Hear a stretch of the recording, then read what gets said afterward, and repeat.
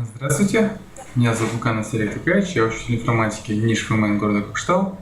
Сегодня я дам урок на тему авторские права и технические средства защиты авторских прав. Раздел «Компьютеры» в обществе 11 классов.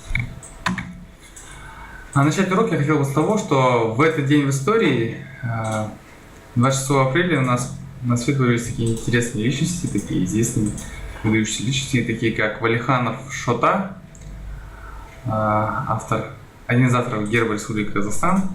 Также 26 апреля это Международный день интеллектуальной собственности, а также в этот день на свет появился профессор электротехники и компьютерных наук в Массачусетском технологическом институте Гарольд, который известен тем, что был одним из сторонников движения свободного программного обеспечения. В том числе он работал среди титров фонда свободного программного обеспечения. Итак, как раз в тему нашего сегодняшнего урока. Итак, какие же цели обучения сегодня у нас? Первое – это демонстрировать понимание концепции собственности и авторских прав на программное обеспечение и данные. Цель обучения на сегодняшнего урока – демонстрировать понимание концепции собственности и авторских прав на программное обеспечение и данные. Цели урока: первое – сформировать у учащихся представление об авторских правах на используемые программные продукты, познакомить с этическими и правовыми нормами информационной деятельности человека, формировать компетентность в сфере гражданской общественной деятельности. И третье – развивать навыки сотрудничества и делового общения в коллективе, обсуждая дискуссионные вопросы. На уроках информатики, как и на любых других уроках, мы пользуемся различными программами обеспечения для того, чтобы создать презентацию на урок или подготовить какой-то материал. Посещаем всевозможные сайты, электронные энциклопедии. Перед тем, как ответить на этот вопрос, мы просмотрим видео.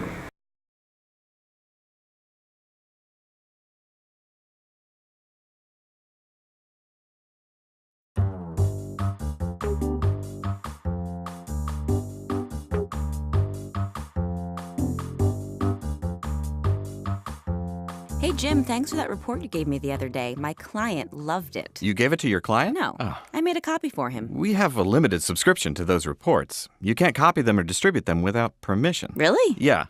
Gee, next thing I know, you'll be posting stuff like that to the web and emailing it all over the place. We're not supposed to do that either? No. No? Yeah. Yeah? No. Intellectual property like published reports, articles, and content you find on the web has to be managed carefully. We have to balance its use with our rights, licenses, and copyright requirements. I know. I read our copyright policy when I joined the company. Good. That's a start. But it really comes down to what we do on a daily basis. If you have a few minutes, I can explain the basics of copyright to you. Okay. Article 1, Section 8 of the U.S. Constitution gives Congress the power to promote the progress of science and useful arts by securing, for limited times, to authors and inventors the exclusive right to their respective writings and discoveries. It means that in the United States, a copyright holder has some exclusive rights to his or her work. And those rights are protected by U.S. copyright law. Oh, I always thought no copyright symbol, no problem. Nope. Copyright is automatic. As soon as something is captured in a fixed format, such as being written down or recorded, it is protected by copyright.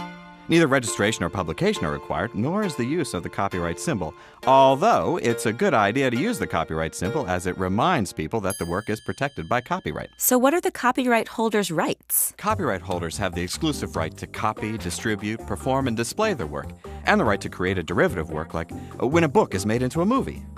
This is why you may need permission if you want to email a research report to your project team or a customer, post an article or a report on a company wiki or an intranet site, reprint articles in a company newsletter, post a news story about our company on our website, or make a photocopy of a newspaper article to hand out at a meeting. Really? For everything? Well, a lot of things, such as books, magazine and online articles, songs, screenplays, choreography, photos, artwork, podcasts, and software. They're all protected by copyright. But not everything. Ideas, facts, and data are not protected by copyright law. Logos and taglines aren't either, although they might be protected by trademark law. Anything created by the U.S. government is not covered by copyright law. Neither are works for which the copyright has expired. But what about fair use? If it's for our research, doesn't fair use mean I can use the material? Maybe. Fair use recognizes that certain uses of the copyright-protected work do not require permission from the copyright holder. Fair use allows for the use of the copyright-protected work for commentary, parody, news reporting, research, and education. The U.S. Copyright Act lists 4 factors to help determine when a use may be considered fair use. The first is the purpose and character of the use. If the use is intended to help derive financial or other business benefit, then it is less likely to be considered fair use. That usually ends the analysis for most business uses. Next is the nature of the copyrighted work. The use of a purely factual work is more likely to be considered fair use than the use of a creative work. Third, an evaluation of the amount and substantiality considers how much of the work was used. Even a small portion may be too much to qualify as fair use if what is used is the heart of the work. And finally, fair use considers the effect of the use on the market or the potential market. If your use is likely to result in an economic loss to the copyright holder, then it is less likely to be considered fair use. None of these factors alone is enough to determine fair use. You have to weigh all 4 in order to determine if the use is really fair use. Oh. This stuff is confusing. For example, many people confuse the physical ownership of a book or a CD with owning the copyright to that work. The first sale doctrine permits lending, reselling, disposing, etc. of the item, but it does not permit reproducing the material, performing it, or any of the copyright holder's other exclusive rights. Attribution is another area of confusion. People think if they just cite their source, they're good to go.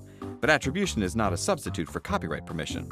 If the work is protected by copyright, you must obtain permission from the copyright holder or their agent in order to use it.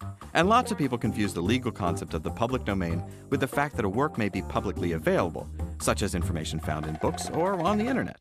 The public domain comprises all those works that are either no longer protected by copyright or never were. Oh, I see. Most people do not intentionally violate copyright law. Like you, they are simply unaware of their responsibilities as they go about their everyday activities, which often involve the use and distribution of published information. Is this a big problem? Imagine millions of employees moving billions of documents around the world with no idea what their copyright responsibilities are. It kills me. I guess it is a big problem. But does it really matter? I mean, who's gonna know? It matters, for many reasons. First and foremost, it's the law. It's unlawful to infringe on the rights of copyright holders. They can sue for damages or to recoup lost profits as a result of infringement, which is costly and, well, it looks bad for the company. It's also a matter of ethics. Demonstrating respect for the rights of copyright holders is simply the right thing to do. When we generate intellectual property, we want our rights respected, so we should respect the rights of others. And finally, copyright ensures the continued availability of the high-value material we rely on. Our needs are served by copyright holders' information development, and the royalties we pay fuel further development. Very interesting. So what do we do when we want to use copyrighted information? I'm always here to help, but the best advice I can give you is know the facts, remember your responsibilities, and when in doubt, get permission.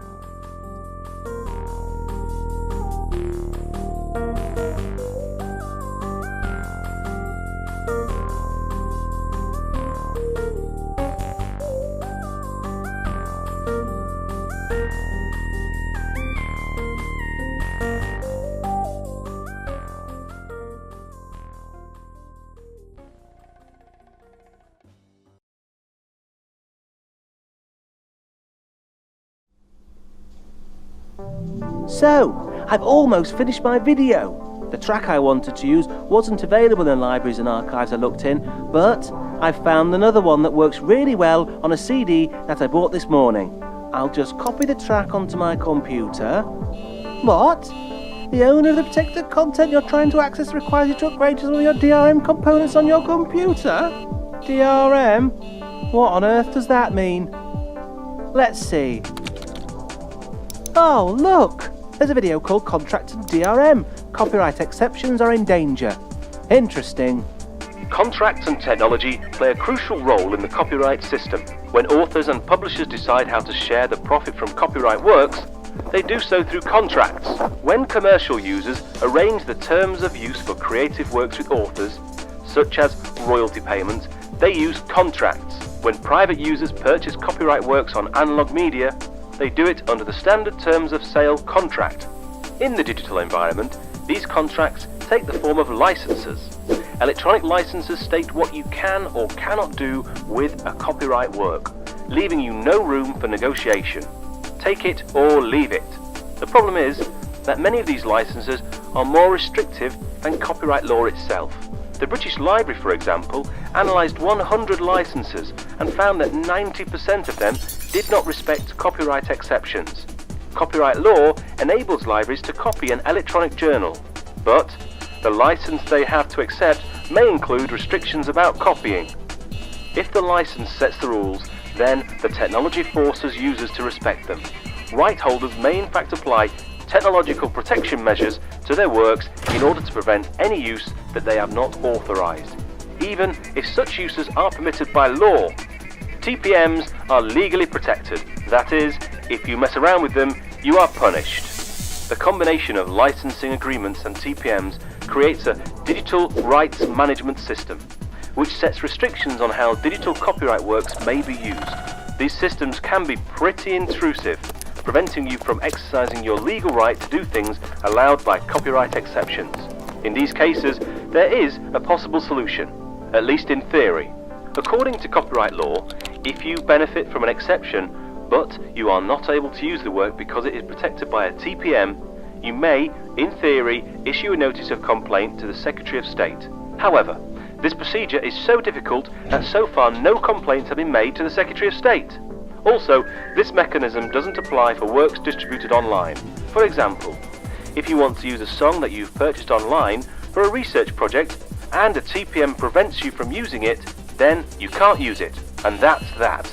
The British government is beginning to tackle the problem, at least on the contract side.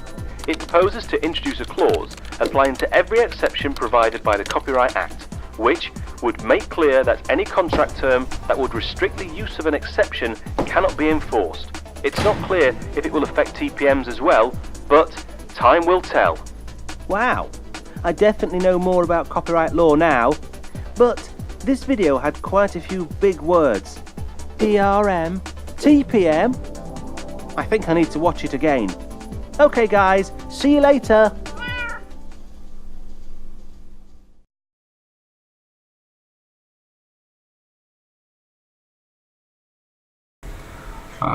Как вы думаете, правомерны ли такие действия? Можно ли использовать такую информацию при создании какой-то презентации? Я думаю, сегодня на нашем уроке мы сможем в этом разобраться. Для начала я бы хотел отметить, что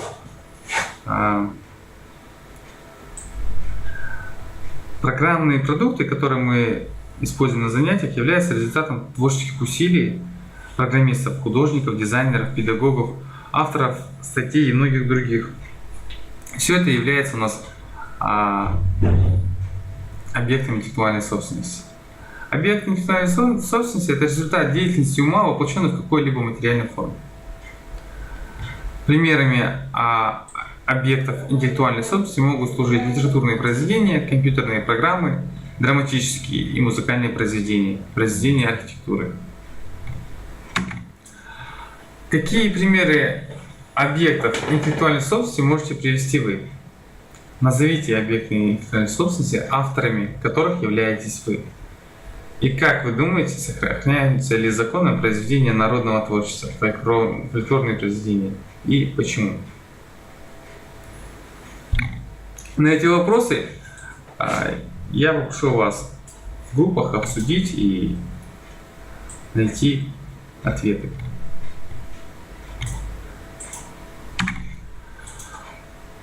Итак, из нашей беседы вытекает то, что действительно не является объектами авторского права следующее. Первое – это произведение народного творчества, государственные символы и знаки, как флаги, гербы, ордена, денежные знаки и иные государственные символы. Третье – это официальные документы. И четвертое – сообщения о событиях и фактах, имеющие информационный характер. Такой вопрос. Вы являетесь автором программного продукта. Как же заявить о своих правах?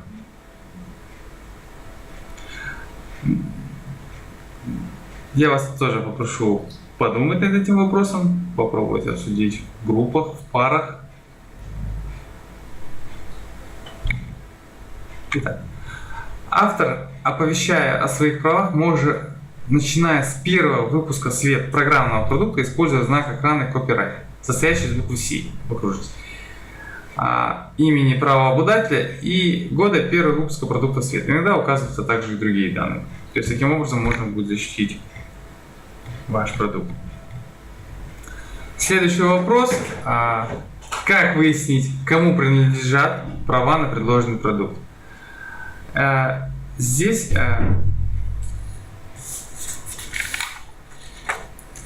давайте попробуем провести некое исследование. Каким же образом можно выявить, что это, кому принадлежат тот или иной продукт? Программа, видеозапись, книга или аудиозапись. Виды авторского права. Авторское право делится у нас на два вида.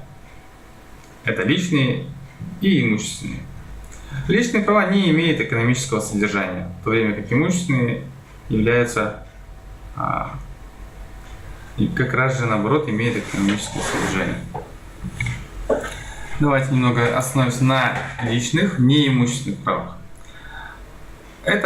Первое – это право авторства, право быть признанным автором произведения. Второе – право на имя. Право на неприкосновенность. И личные права не могут быть переданы автором другому лицу. Имущественные права. Права на репродукцию, то есть создание копий произведения. Право на распространение любым способом. Право на публичный показ. Право на перевод.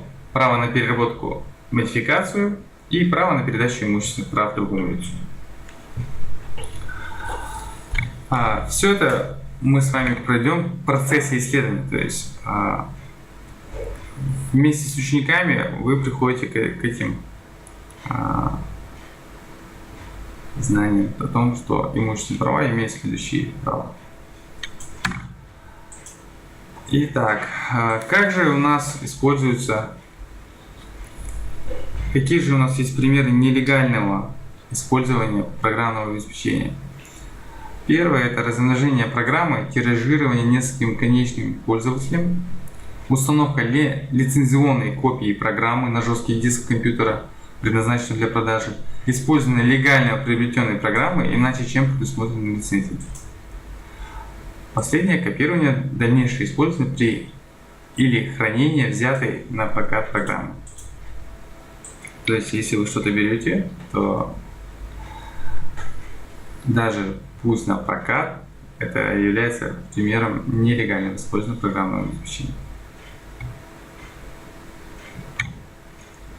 Итак, сейчас в группах необходимо разобрать следующие понятия. Венская конвенция, закон об авторском праве и смежных прав нашей республики, патриотический акт США, закон об охране информации и электронной. Группа представляет свои результаты классу и высказывает свое мнение, каким образом закон, который они исследуют, влияет на людей, их профессию и правительство. Здесь необходимые ссылки на законодательство РК по авторскому праву. Необходимо их посетить, это очень полезная информация. И нужно знать, как защитить свои права на авторство в нашей республике. Домашним заданием будет работа над заданиями AQA, подготовка к экзаменам. И в конце урока я бы хотел, чтобы вы написали небольшой урок, историю сегодняшнего урока с вашим участием и выбрали смайлик, который показывает ваше настроение.